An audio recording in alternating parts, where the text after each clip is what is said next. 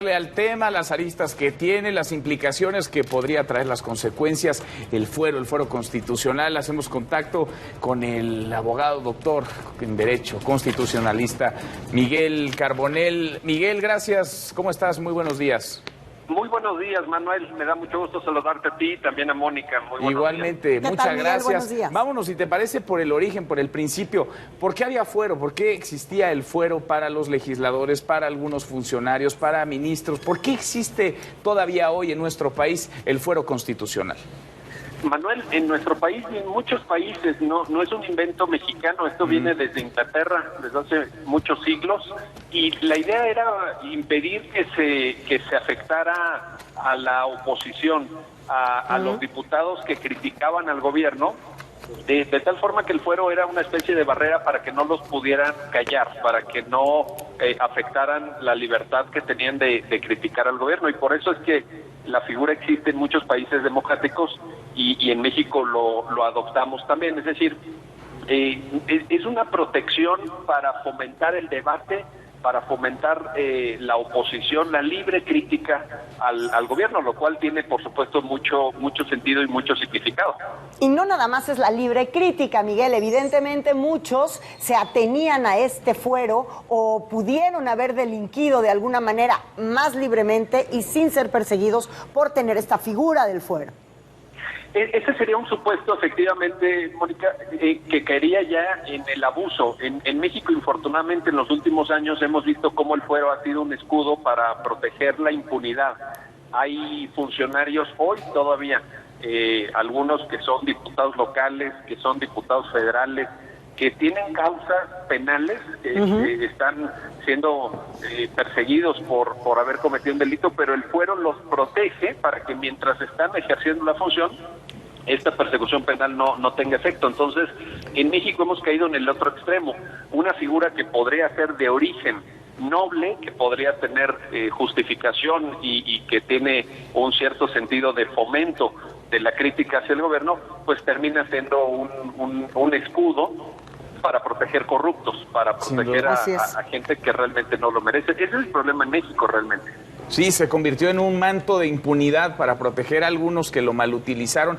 Pero ya nos dices, ¿cuál es el origen ahora? ¿Qué consecuencia podría traer? Ayer lo que vota la Cámara de Diputados, faltará que el Senado de la República haga lo mismo. Eliminar así de tajo el fuero para todos. ¿Es bueno, no es bueno? Nos estamos yendo a un extremo porque se da esta decisión además en medio de un proceso electoral en donde ya escuchamos a varios candidatos, a los equipos de varios candidatos queriendo colgarse esta medalla.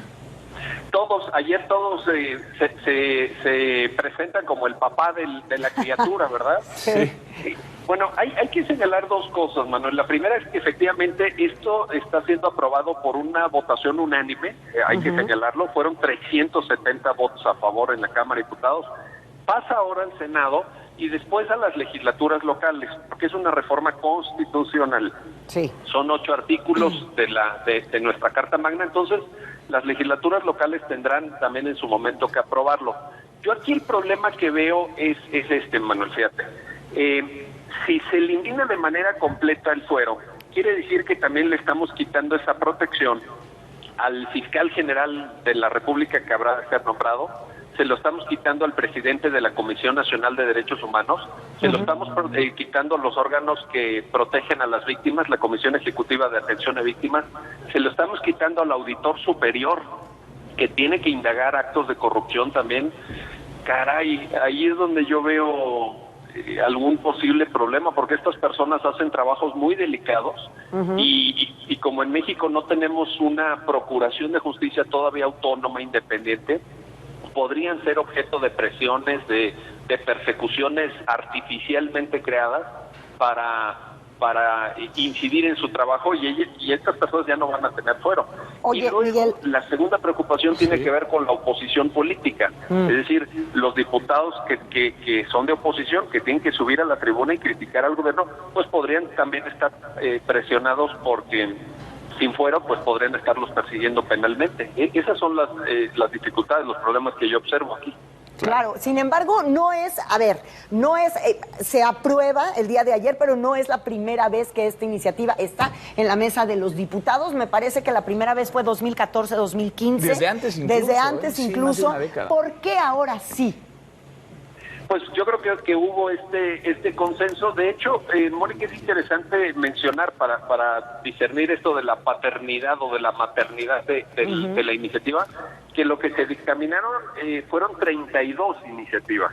32 fueron las propuestas de todos los partidos políticos, hay que decirlo.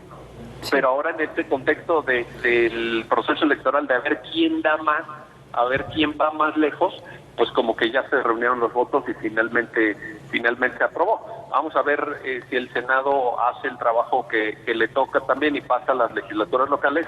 Y yo creo que esto pudiera estarse publicando quizá en un mes y medio más o menos, todavía en el contexto de la competencia electoral, por supuesto. Pero fíjate qué interesante, porque sí es una iniciativa que se va a llevar el aplauso de todos, prácticamente el aplauso fácil, pero ya apuntas estas aristas, los riesgos que podría tener quitarles el fuero, la protección para que puedan hacer su trabajo de manera independiente, autónoma, el presidente de la Comisión de Derechos Humanos, por ejemplo, el auditor superior de la Federación, el fiscal general que nos deben todavía los legisladores. Es un tema que hay que seguir platicando. Miguel Carbonell, gracias, muchas gracias, doctor, por estos minutos. Al contrario, un gusto como siempre. Les mando un abrazo. Hasta luego. Gracias igualmente, Miguel. Buen día.